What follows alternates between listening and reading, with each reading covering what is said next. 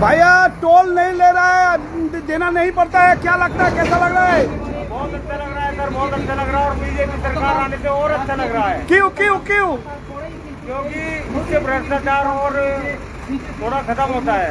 अच्छा, यहाँ पर पहले कितना टोल देना पड़ता था, 200 रुपए, आज तक 5 हो गए। अच्छा लग रहा है, बहुत अच्छा लगा सर, बहुत अच्छा लगा।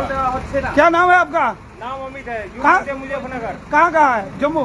मुजफ्फरनगर, अच्छा, यूपी। দেখে দর্শক এই মুহূর্তে ফুলবাড়ির এই যে টোল রয়েছে, ফুলবাড়ি বাইপাসের টোল একেবারে টোল ফ্রি করে দিয়েছে বিজেপি কর্মীরা। গতকাল থেকে এই যে টোল রয়েছে, ফুলবাড়ি বাইপাস টোল রয়েছে, সেই টোলে কিন্তু কোনো রকম গাড়িগুলিকে টাকা কিন্তু দিতে হচ্ছে না। এবং যারা এই রাস্তা দিয়ে যেসব গাড়ি চালকেরা চলাচল করছে তারা কিন্তু বেশ খুশি। আর সকাল থেকে চিত্রটা আরও কিন্তু এখানে ফুটে উঠেছে, কারণ বিজেপি কর্মীরা একেবারে টোল গেটের সামনে দাঁড়িয়ে রয়েছে, কারণ এই জায়গায় যেসব গাড়িগুলি রয়েছে তাদেরকে টোল দিতে হচ্ছে না। দাদা, টোল দিতে হলো?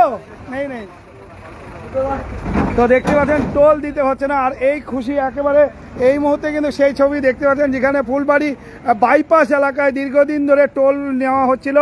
আর এই টোলে যে রাস্তা প্রায়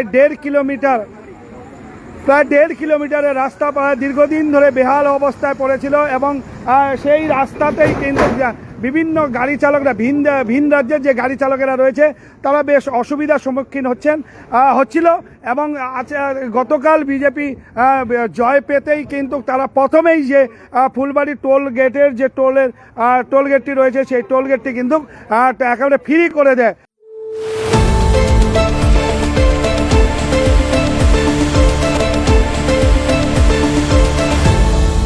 আপনারা দেখছেন এই বেলা বাংলা, শিরোনামে সবার আগে।